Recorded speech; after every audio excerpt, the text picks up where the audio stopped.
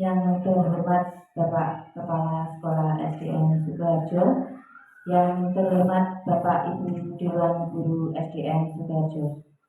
Pertama-tama marilah kita panjatkan puji syukur kehadirat Allah Subhanahu wa Ta'ala, yang mana pada pagi hari ini kita masih diberi kesehatan berkumpul bersama di ruangan ini dalam acara diseminasi budaya positif, yang mana kegiatan ini untuk melengkapi program saya mengikuti guru CGP Angkatan 9, yaitu modul 1.4 tentang diseminasi budaya positif.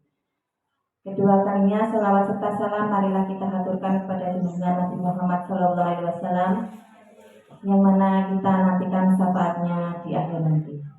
Sebelum menyampaikan materinya, terlebih dahulu kepada Bapak Kepala Sekolah Hadi Supandil sekiranya memberi sambutan patah dua kata. Monggo Bapak.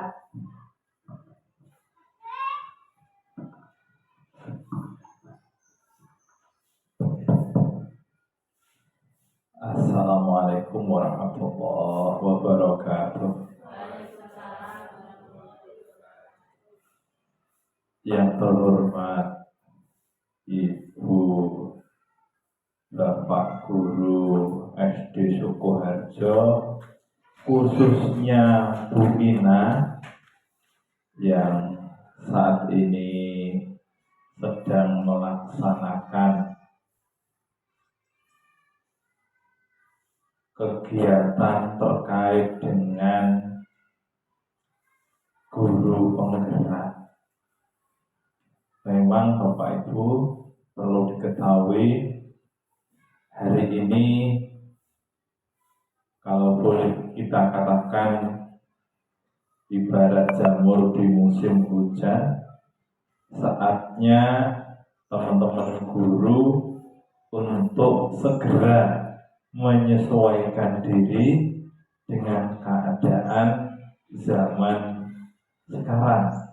Karena sekarang musimnya guru penggerak, maka sudah selayaknya kawan-kawan guru ini menyambut program yang telah digulirkan oleh pemerintah dengan segala hal kebutuhan.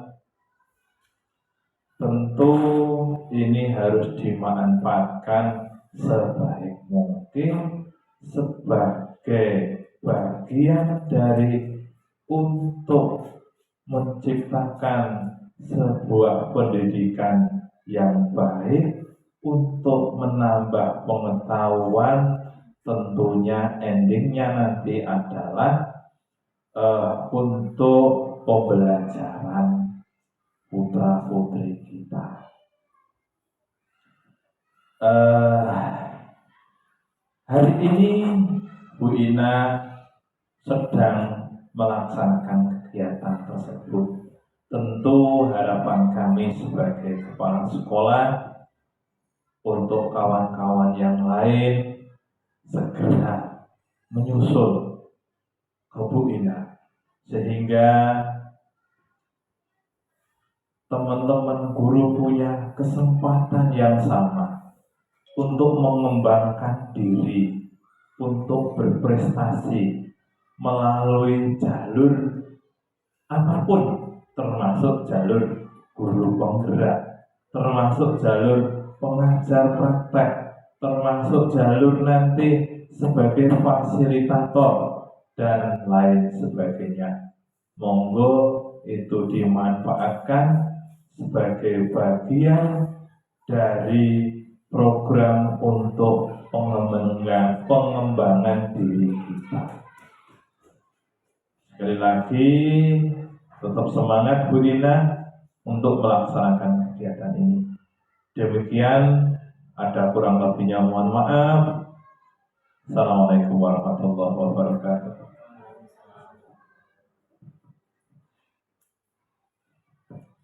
Terima kasih Bapak atas kesempatan yang sudah memberikan sambutan.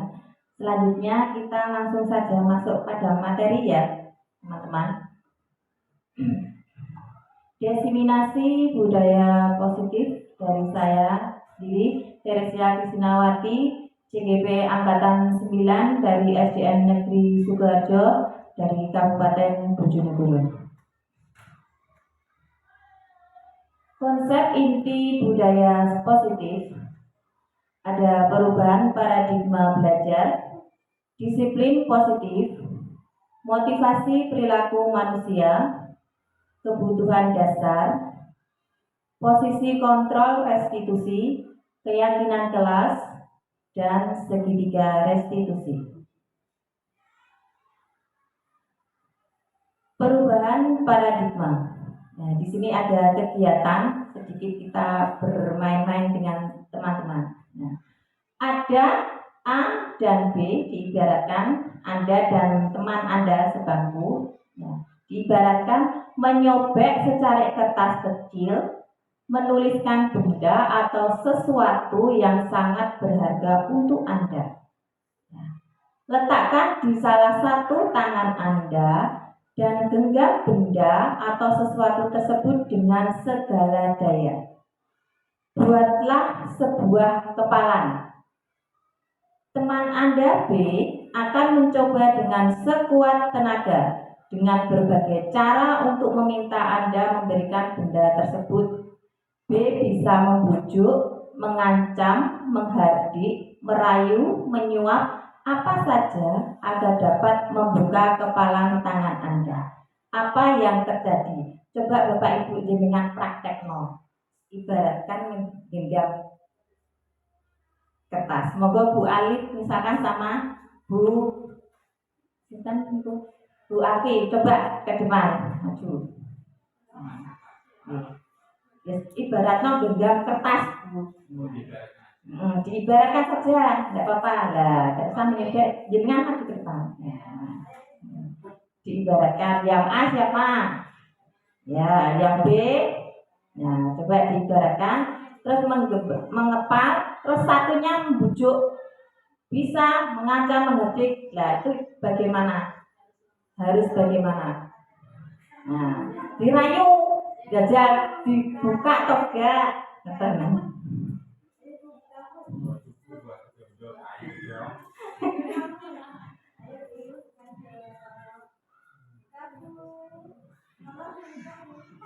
Ayo buat dibuka atau tidak?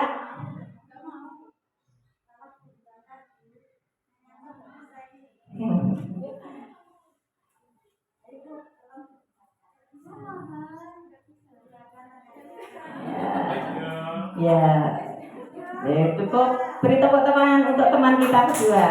Nah, dari tadi teman kita yang sudah praktek, kita bisa membayangkan apa yang terjadi. Jenengan tadi bersikeras tidak membuka. Nah, apa yang terjadi?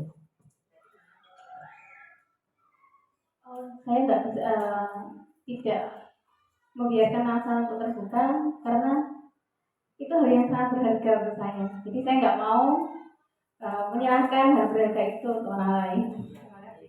Terima kasih, ya betul. Berarti apa yang sudah kita genggam itu biasanya kita itu tidak mau direbut oleh orang lain. Nah, ini yang dinamakan posisi kontrol. Selanjutnya Bu. Nah, ilustrasi kepalan tangan tadi ya, ada beberapa kemungkinan jawaban ya.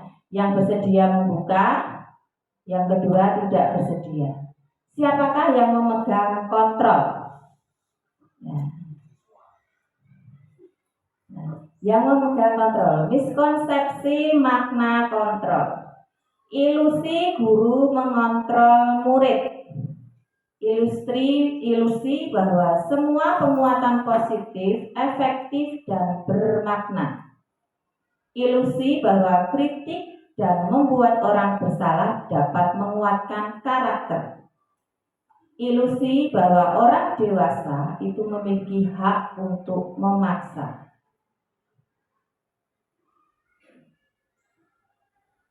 Mengubah paradigma stimulus respon pendekatan teori kontrol. Perubahan paradigma stimulus respon teori kontrol. Siapa sesungguhnya yang memiliki kontrol? Stimulus respon. Kita mencoba mengubah orang agar berpandangan sama dengan kita. Di teori kontrol, kita berusaha memahami pandangan orang lain tentang dunia.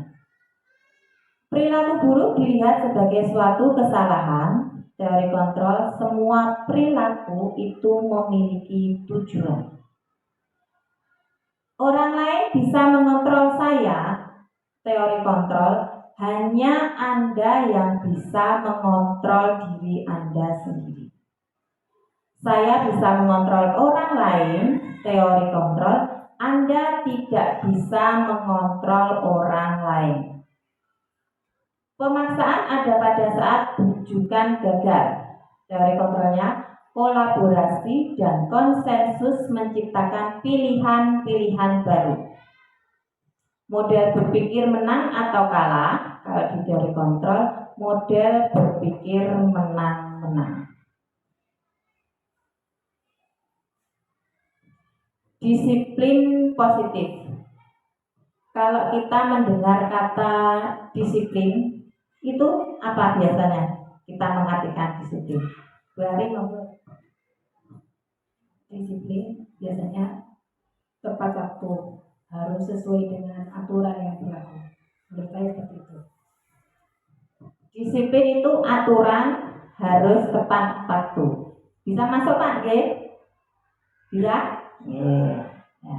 Disiplin positif. Disiplin itu berasal dari bahasa Latin disiplina, yang artinya belajar. Nah, di sini disiplin mengacu pada disiplin diri yang memiliki tanggung jawab terhadap apa yang dilakukan berdasarkan nilai-nilai yang diyakininya. Disiplin positif merupakan salah satu cara penerapan disiplin yang bertujuan untuk menumbuhkan kesadaran serta memberdayakan peserta didik tanpa imbalan, ancaman, atau hukuman. Nah, kita sebagai pendidik, tujuan kita yaitu mewujudkan peserta didik yang memiliki disiplin diri dan mengacu pada nilai-nilai kebajikan universal dan memiliki motivasi intrinsik dalam perubahan perilaku yang lebih baik.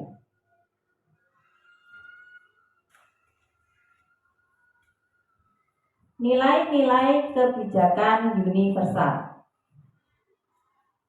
Nilai-nilai kebajikan adalah sifat-sifat positif manusia yang merupakan tujuan mulia yang ingin dicapai setiap individu. Nilai-nilai tersebut bersifat universal dan lintas bahasa, suku bangsa, agama, maupun latar belakang. Nilai-nilai kebajikan yang ingin dicapai oleh setiap anak Indonesia saat ini kita kenal dengan profil pelajar Pancasila, di mana terdapat 6 dimensi, yaitu yang pertama, beriman, bertakwa kepada Tuhan Yang Maha Esa dan berakhlak mulia. Yang kedua ada mandiri, 3 bernalar kritis, 4 berkebinekaan global, 5 bergotong royong, dan ke-6 kreatif. Coba mari kita bernyanyi biar semangat gak loyo. Nah, nyanyi profil pelajar Pancasila. Monggo Pak Irul jenengan pimpin teman-temannya. Monggo Pak, gimana? Itu Pak. Iya. Sambil kita tekan ini. Ya. Bapak Ibu semuanya, izinkan saya untuk ibaratnya itu bernyanyi profil pelajar Pancasila untuk menyemangati anak-anak ketika pembelajaran. Untuk Bapak Ibu semuanya mungkin bisa sambil berdiri biar semangat. Oke. Baik Bapak Ibu semuanya, kita mulai ya. 1, 2, 3. Belajar Pancasila, beriman dan bertakwa pada Tuhan yang Esa dan berakhlak mulia. Kebinekaan global, gotong royong mandiri, kreatif dan bernalar kritis. Belajar Pancasila, beriman dan bertakwa pada Tuhan yang Esa dan berakhlak mulia. Berkebinekaan global, gotong royong mandiri, kreatif dan bernalar kritis. Terima kasih, tepuk tangan untuk Bapak Ibu semuanya. Terima kasih Bapak Irul atas kesempatannya. Ya, selanjutnya yaitu motivasi perilaku manusia. Teori motivasi perilaku manusia itu ada dua, ya, motivasi eksternal dan motivasi internal. Motivasi eksternal untuk menghindari ketidaknyamanan atau hukuman. Apa yang akan terjadi apabila saya tidak melakukannya? Motivasi eksternal yang kedua, untuk mendapatkan imbalan dari orang lain atau institusi, apa yang akan saya dapatkan apabila saya melakukannya. Dan motivasi internal, tujuan disiplin positif untuk menghargai diri sendiri. Saya akan menjadi orang yang seperti apa bila saya melakukannya. Hukuman, konsekuensi, dan restitusi. Kalau melihat seperti ini sebelum kita selanjutnya, perbedaan hukuman, konsekuensi, dan restitusi itu apa ya? Ada yang tahu?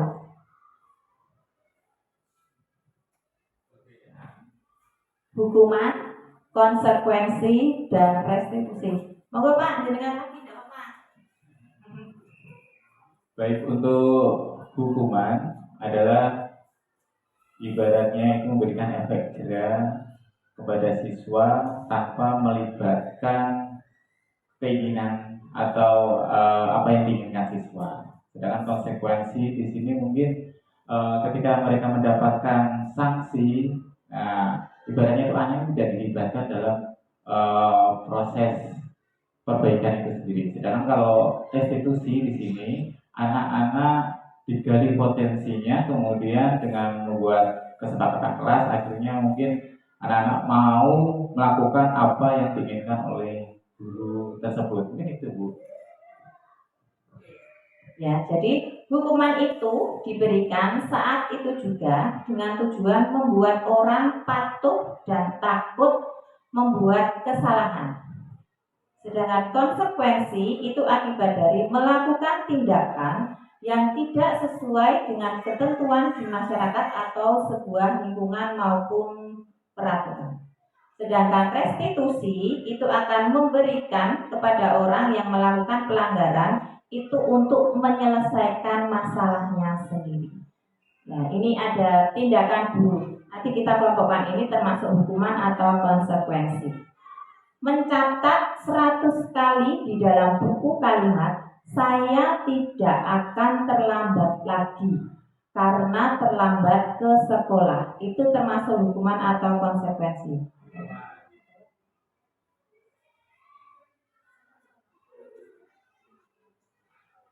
Itu termasuk hukuman apa konsekuensi? Nama Bari? Hukuman. Ya, betul. Terus lari mengelilingi lapangan basket 2 kali karena terlambat hadir di sekolah. Bu Alif, itu termasuk nopo, Bu? Hukuman. Ya, betul. Terus yang ketiga, murid diminta untuk push up 15 kali karena tidak menggunakan masker ke sekolah. Bu Ulfi, hukuman. Termasuk hukuman. Ya, betul. Menggantikan kertas tugas teman yang telah dicoret-coret. Nah, itu termasuk hukuman atau konsekuensi, Bu Ana? Konsekuensi, ya, betul. Membersihkan tumpahan air di meja tulis karena tersenggol pada saat belajar, termasuk nopo Pak Lukman? Konsekuensi. Konsekuensi.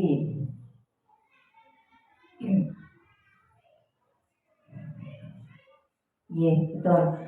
Lalu murid disuruh untuk mengenakan sepatu seharian di sekolah karena tidak mengenakan sepatu hitam. Pak Irul, Hukuman. hukuman.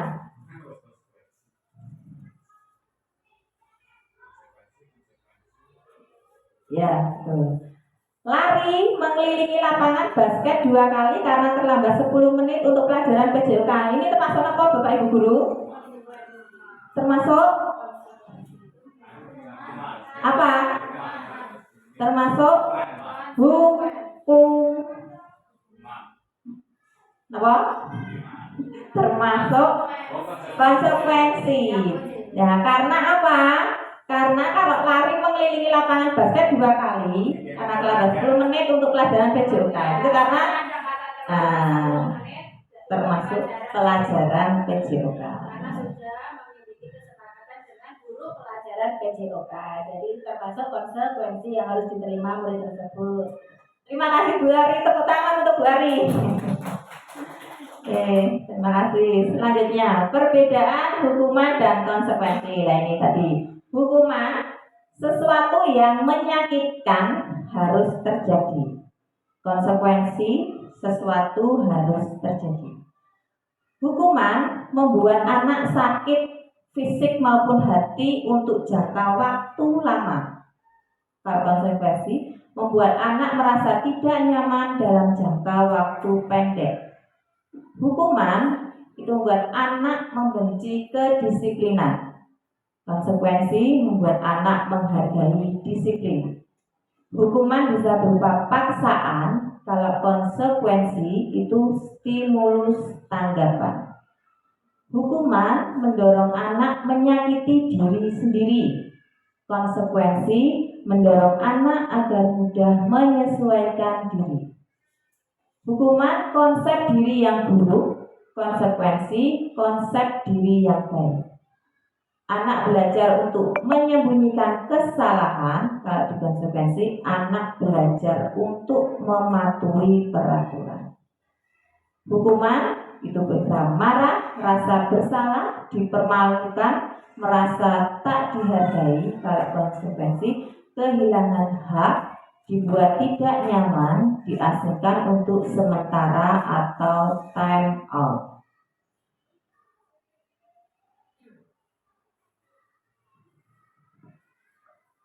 Dihukum penghargaan.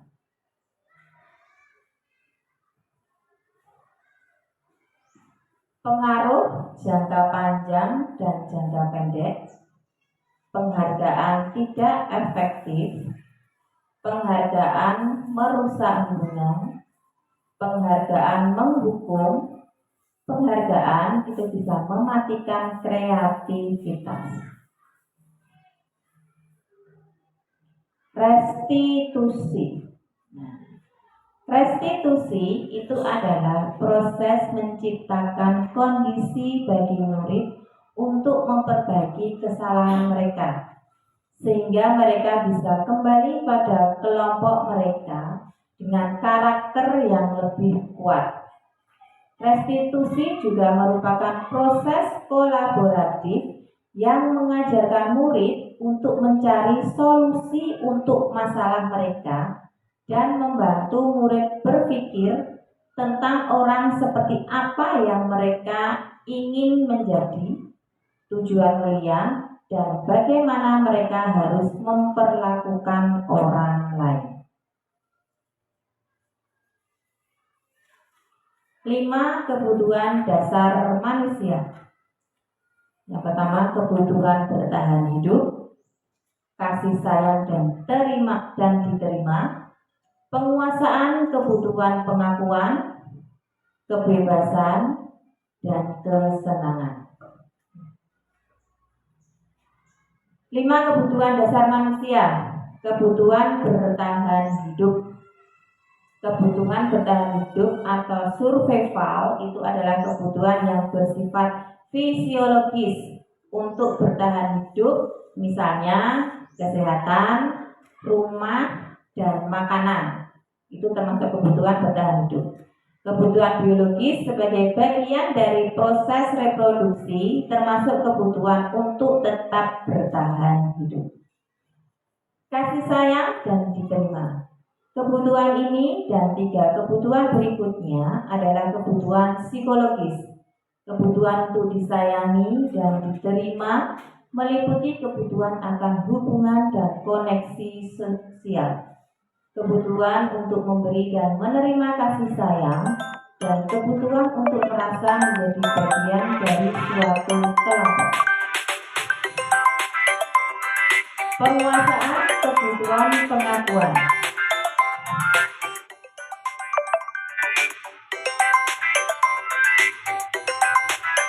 Kebutuhan ini berhubungan dengan kekuatan untuk mencapai sesuatu, menjadi kompeten, menjadi terampil, diakui atas prestasi dan keterampilan kita, didengarkan, dan memiliki rasa harga diri.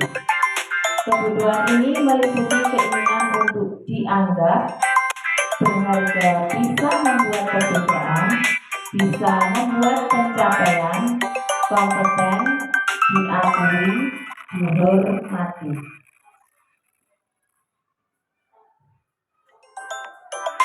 Lima kebutuhan dasar yang keempat yaitu kebebasan. Kebutuhan akan pilihan. Kebutuhan untuk bebas adalah kebutuhan akan kemandirian, otonomi, memiliki pilihan, dan mampu mengendalikan arah hidup seseorang. Anak-anak dengan kebutuhan kebebasan yang tinggi menginginkan pilihan mereka perlu banyak bergerak, suka mencoba-coba, tidak terlalu terpengaruh orang lain, dan senang mencoba hal baru dan menarik. Kebutuhan dasar manusia yang kelima yaitu kesenangan, di mana kebutuhan akan kesenangan itu adalah kebutuhan untuk mencari kesenangan, bermain, dan tertawa. Keyakinan kelas. Mengapa tidak peraturan saja? Mengapa kok harus keyakinan kelas?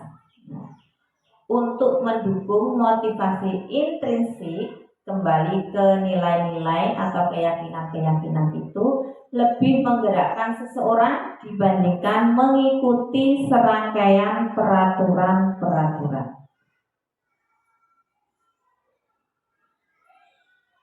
Keyakinan kelas. Mengapa tidak peraturan saja? Mengapa harus keyakinan kelas? Nah, ini diibaratkan seperti ini. Mengapa kita memiliki peraturan tentang penggunaan helm pada saat mengendarai kendaraan roda 2 atau motor? Itu kemungkinan jawaban kita itu adalah pasti untuk keselamatan. Mengapa kita memiliki peraturan tentang penggunaan masker dan mencuci tangan setiap saat? Kemungkinan jawaban kita atau Anda itu adalah untuk kesehatan dan atau untuk keselamatan. Nilai-nilai keselamatan atau kesehatan inilah yang kita sebut sebagai suatu keyakinan, yaitu nilai-nilai kebajikan universal yang disepakati secara tersirat dan tersurat, lepas dari latar belakang suku, negara, bahasa, maupun agama. Yang mana yang merupakan keyakinan kelas? Mengapa? Nah, ini kesepakatan kelas: datang tepat waktu menggunakan salam, menjaga kebersihan sekolah, berdoa sebelum dan sesudah kegiatan, aktif dalam pembelajaran, tertib. Yang sebelah kanan, kami guru dan murid yang saling menyayangi. Yang B, kami murid yang semangat belajar. C, kami murid yang peduli dengan teman-teman. 5 posisi kontrol. 5 posisi kontrol kita sebagai guru, ya, yaitu ada penghukum, teman, pembuat merasa bersalah, pemantau, dan manajer. 5 posisi kontrol. Identitas gagal, identitas berhasil atau sukses, identitas berhasil atau sukses, kontrol dari luar, ya, kontrol dari luar juga kontrol diri. Kalau guru bersifat penghukum, misalkan guru menghardik, menunjuk-nunjuk, menyakiti, menyindir. Guru berkata, kalau kamu tidak melakukan, awas ya, rasakan. Hasilnya itu pasti anak akan memberontak, ya toh, menyalahkan orang lain atau berbohong. Ya, biasanya murid juga berkata, biar saja, nanti juga pasti marah-marah lagi. Ya, dampaknya pada murid, ya, kalau guru bersifat menghukum itu biasanya akan mengulangi kesalahan. Membuat orang merasa bersalah, guru berceramah dan mengatakan seharusnya ibu kecewa. Hasilnya menyembunyikan, menyangkal, berbohong. Murid berkata, biasanya kalau membuat orang merasa bersalah, anak pasti berkata, maafkan saya. Nah, dampaknya pada murid itu, anak itu biasanya merasa rendah diri. Posisi kontrol yang ketiga sebagai teman, membuatkan alasan-alasan untuk muridnya. Misalkan contohnya guru berkata, ayo lakukan demi ibu. Masa kamu tidak mau, ingin tidak ibu? Masa kamu tidak mau, ingat tidak ibu pernah bantu diri? Nah, biasanya murid berkata, saya pikir bapak atau ibu teman saya. Ternyata begitu. Nah, dampak pada murid lemah, biasanya tidak mandiri dan tergantung. Kalau posisi guru sebagai teman. Terus pemantau, menghitung dan mengukur. Murid berkata, berapa banyak bintang yang saya harus peroleh, berapa halaman yang harus saya tulis. Dapat pada murid menitik beratkan pada sanksi atau hadiah untuk dirinya. Nah, yang terakhir, posisi kontrol sebagai manajer itu mengajukan pertanyaan-pertanyaan. Misalkan guru bisa berkata, apa yang kita yakini, apa yang bisa kamu kerjakan untuk memperbaiki masalah ini. Biasanya itu hasilnya untuk menguatkan pribadi anak. Nah, kaitan dengan dunia berkualitas, murid melakukan dirinya sebagai individu yang positif dalam dunia berkualitas. Murid berkata, bagaimana caranya saya bisa memperbaiki keadaan. Dampak pada murid itu, anak akan mengevaluasi diri, bagaimana cara dia untuk memperbaiki dirinya.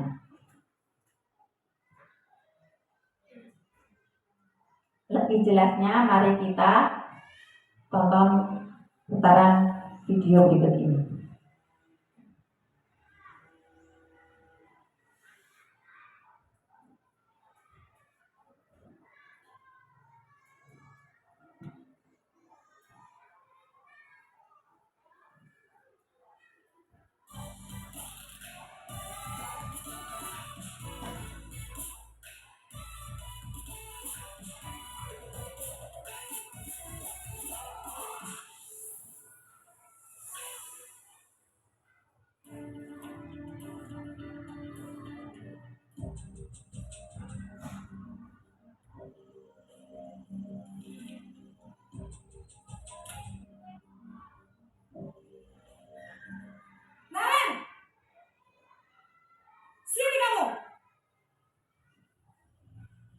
Selamat pagi.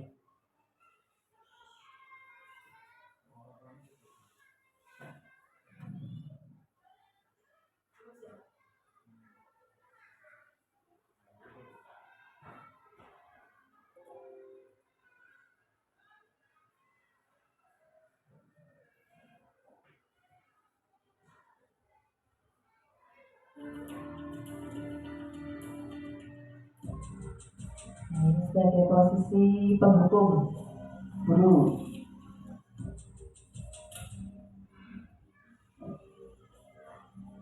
Naren, sini kamu. Selamat pagi, Bu. Selalu terlambat. Kamu deh, pasti terlambat. Maaf, Bu. Saya Apa? Apa coba? Alasan kamu apa lagi? eh, Kapan sih kamu tidak terlambat? Malas sekali ya kamu jadi anak. saya Dasar pemalas. Gak kapok-kapok sih kamu. Sudah berapa kali terlambat? Sana, kamu keliling lapangan basket 2 kali. kenapa saya harus keliling lapangan basket, Bu? Kenapa? Kamu melawan ibu? Berani-beraninya jawab. Sudah terlambat, masih berani jawab pula. Sekarang, keliling lapangan basket 5 kali sekalian. Biar kapok. Cepat. Pergi sana ke lapangan basket. Sekarang posisi pembuat merasa bersalah.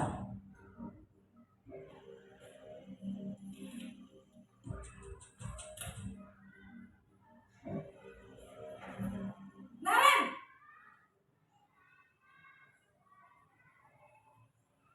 Selamat pagi, Bu. Naren. Kamu kenapa terlambat lagi, nak? Ya Tuhan, Naren. Kamu senang ya bikin ibu susah ya? Kalau kamu terlambat lagi, nanti ibu yang ditegur bapak kepala sekolah, nak. Disangka ibu tidak bisa membina kamu. Duh, gimana ini? Maaf, Bu. Duh, Gusti Naren. Kamu suka ya kalau ibu ditegur bapak kepala sekolah? Terus, sekarang ibu harus tulis apa ini di buku absen? Ini kamu sudah sering terlambat loh. Ibu harus apa coba? Maaf, Bu. Maaf sekali. Ya sudah, lain kali jangan bikin ibu susah lagi ya nak ya. Ibu tidak akan kuat lagi kalau kamu begini terus. Bisa jantungan kalau ibu ditegur bapak kepala sekolah. Sana cepat ke kelas. Maaf ya, Bu. Maaf sekali.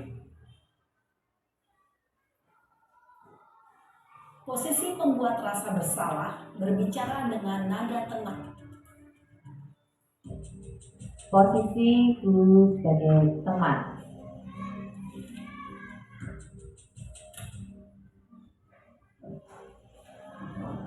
Naren,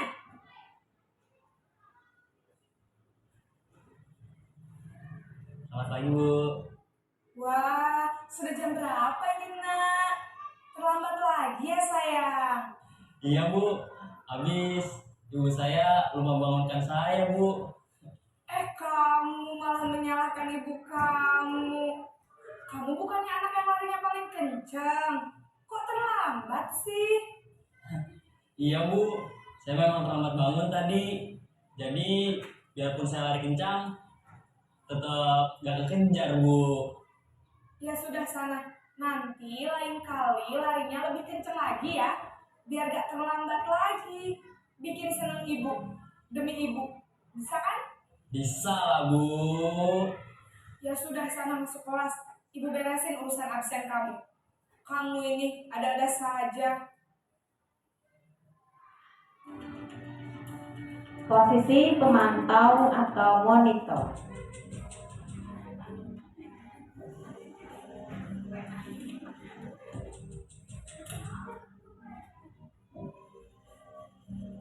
Naren,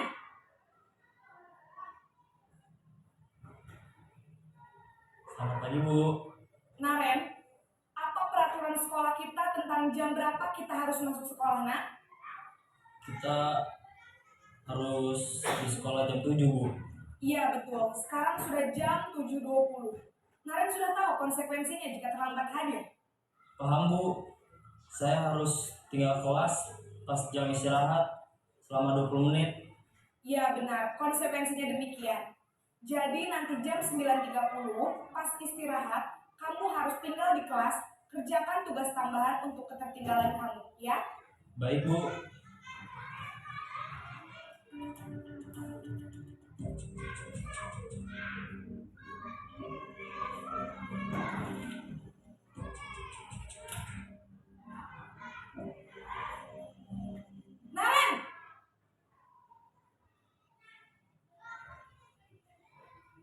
Pagi Bu.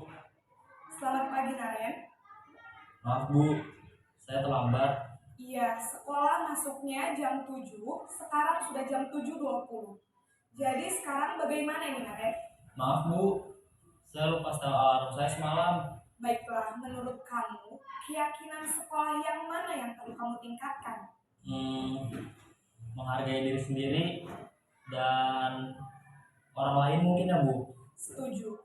Jadi, apakah Naren meyakini prinsip saling menghormati tersebut? Iya Bu, saya meyakininya. Apakah Naren bersedia memperbaiki masalah keterlambatan ini? Bersedia Bu.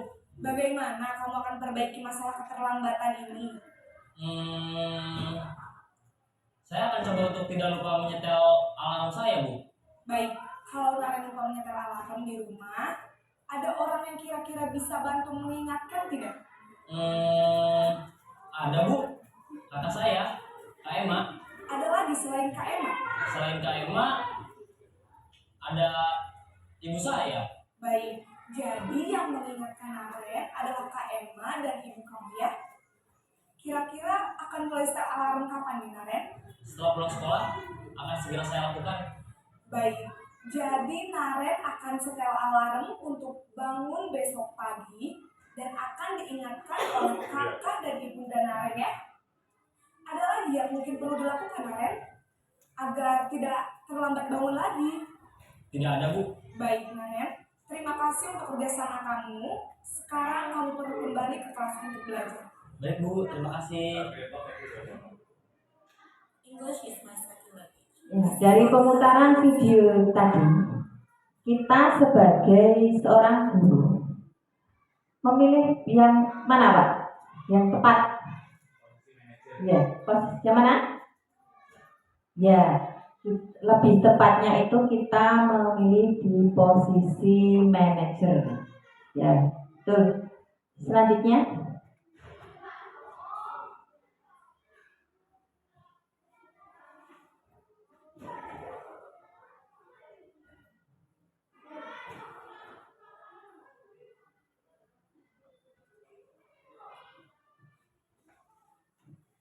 segitiga restitusi. Dalam segitiga restitusi itu ada 3 langkah. Yang pertama yaitu menstabilkan identitas. Setiap orang itu pasti pernah melakukan kesalahan. Dan kamu bukan satu-satunya yang pernah melakukan ini. Langkah yang kedua yaitu validasi tindakan yang salah. Kamu tentu punya alasan mengapa melakukan itu. Adakah cara yang lebih efektif untuk mendapatkan apa yang kamu butuhkan?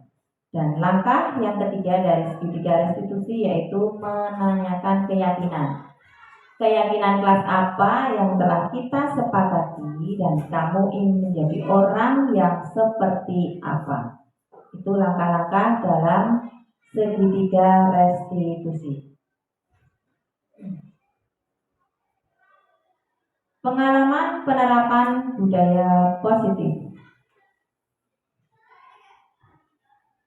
Ya, di sini ya, anak-anak kelas 3 kemarin membuat tentang keyakinan kelas.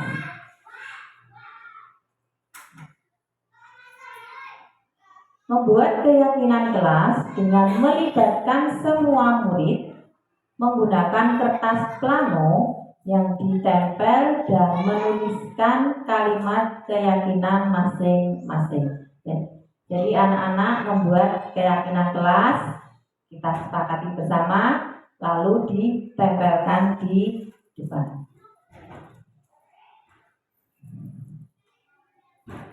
Nah, poster keyakinan kelas yang sudah kita sepakati untuk saya karena mengajar di kelas 3. Nah, jadi keyakinan kelasnya yaitu menjaga kebersihan kelas dan sekolah, berdoa sebelum dan sesudah pelajaran dengan tertib, berpakaian rapi sesuai seragam sekolah, menciptakan rasa nyaman dan senang, saling menghargai antar teman. Jadi kita membuat bersama. Jadi keyakinan kelas ini dibuat bersama guru dan siswa. Kemudian anak-anak itu menandatangani sebagai kesepakatan kita untuk melaksanakan keyakinan kelas.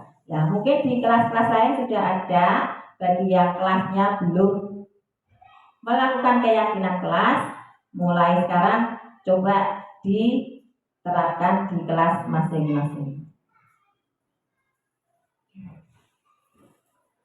Posisi kontrol. Nah, di sini ada penghukum. Nah, itu saya suruh membaca. Terus teman dan posisi manajer. Nah, di sini ada video saya melakukan penerapan segitiga restitusi.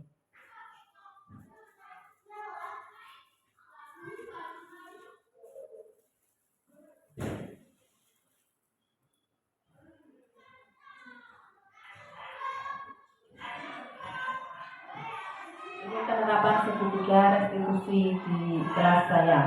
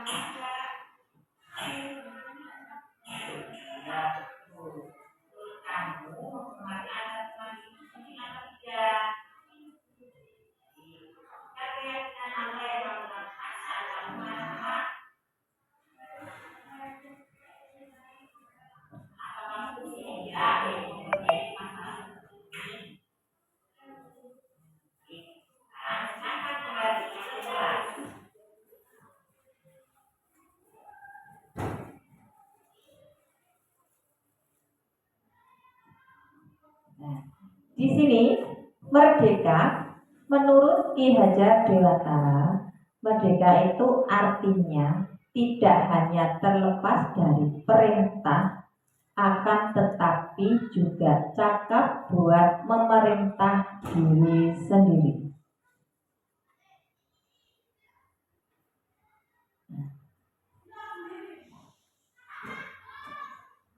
Demikian presentasi dari saya.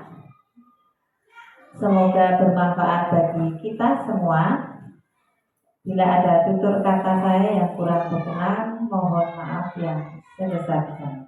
Sebelum penutupan, mari kita saksikan lagi satu video. Bentar Pak, sabar.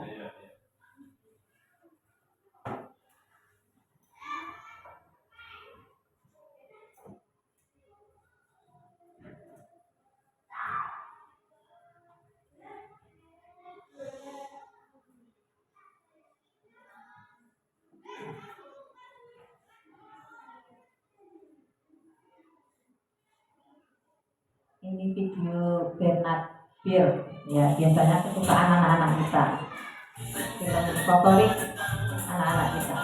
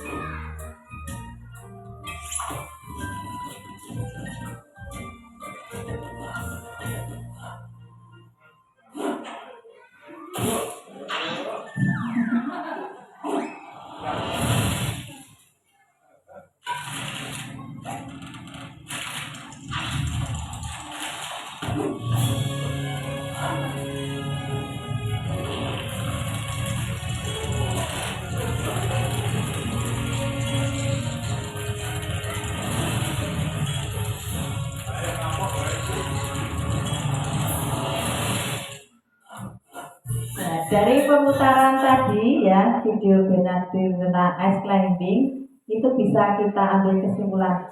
Monggo Bapak Kepala Sekolah. Monggo Pak.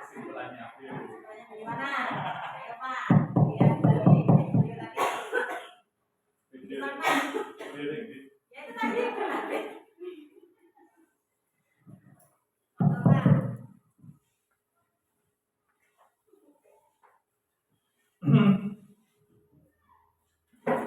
Iki aku testimoni apa nyimpulnya iki? Ya disimpulkan. Nah, testimoni yang mulai awal sampai akhir. Nah, kesimpulan yang dilihat dari video kabeh ya, total kabeh pengaruh ya. Ya. Ya, jadi lengkap.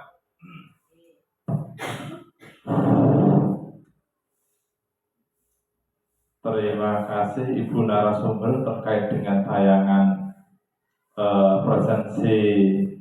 presensi apa bu judulnya? Budaya positif ya, budaya positif. Bapak Ibu ada beberapa catatan ya, memang budaya positif namanya saja budaya positif mesti bagus, mesti positif. Dan tayangan-tayangan tadi semua inspiratif buat kita, buat modal kita untuk pembelajaran. Namun yang perlu kita tekankan adalah tajam, akurat, menarik dalam pembelajaran semuanya begitu. Cuman harapan kami tentu semua yang ada, yang tajam, yang bagus, yang akurat di tayangan, yang akurat di kertas, yang akurat di tulisan, yang bagus, yang kreatif. Nah, ini mohon itu diaplikasikan dalam kehidupan sehari-hari, dalam pembelajaran khususnya. Jadi tidak hanya tajam, kreatif di atas monitor, di atas kertas. Nah, lebih penting lagi adalah di depan anak itu saja catatan saya. Memang semua sudah bagus semua. Untuk terkait yang terakhir, kesimpulan Bernard Bill, ya kan? Mancat, berusaha, akhirnya jatuh juga. Kesimpulannya gimana Pak Rul? Wah ini menarik, banyak inspiratif, banyak apa itu, banyak hibrah yang kita ambil dari bin Adbir. Satu, bin Adbir seorang anggap saja pejuang, dia selalu ingin berusaha untuk lebih baik, walaupun pada akhirnya karena dia berjuang sendiri, dia tidak menguasai medan, bahwa ada medan yang sangat berbahaya yang harus dia pikirkan, karena dia hanya memikirkan celah-celah masalah-masalah yang ada di depannya, sementara masalah besar yang siap untuk menghantam dia tidak dia pikirkan. Akhirnya dia terjatuh juga. Maka masalah-masalah kecil juga kita pikirkan, karena masalah-masalah kecil ketika kita pikirkan akan menjadi masalah yang lebih besar. Itu Pak Arul ya. Saya kira begitu. Barangkali teman-teman ada yang punya pendapat, karena ini pakar-pakar semua ini. Saya kira tidak hanya saya saja yang menyimpulkan, sehingga kesimpulannya nanti dari kesimpulan bisa dijadikan kesimpulan terakhir. Saya kira begitu. Terima kasih Bu Ina.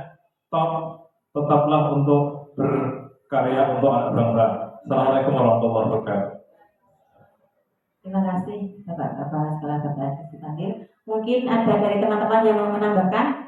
Pak Irul, Pak Lukman, monggo. Monggo Pak. Ya Pak Lukman tahu.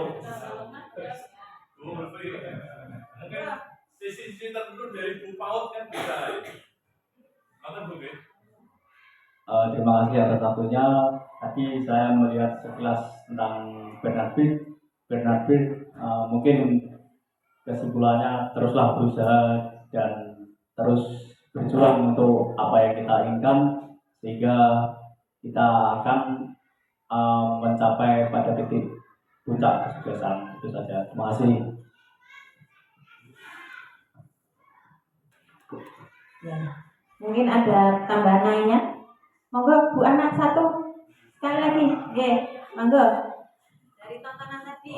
Ya, setelah melihat tayangan tadi, ini pribadi saya menyimpulkan bahwasanya kalau kita ingin menuju sesuatu itu harus tenang terlebih dahulu. Dengan cara apa?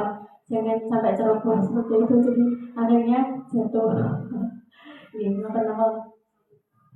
Ya itu tadi ya. Jadi dari tontonan Bernard tadi ya, kita tetap berusaha, tetap berjuang walaupun sudah jatuh berkali-kali, tetapi kita tidak boleh patah semangat. Kita harus terus berjuang. Kalau di dunia pendidikan ya kita berjuang untuk anak-anak, mencerdaskan anak-anak terbaik, anak-anak Indonesia, dan tentunya anak-anak hebat dan guru-guru yang hebat. Sekian, terima kasih. Wassalamualaikum warahmatullahi wabarakatuh.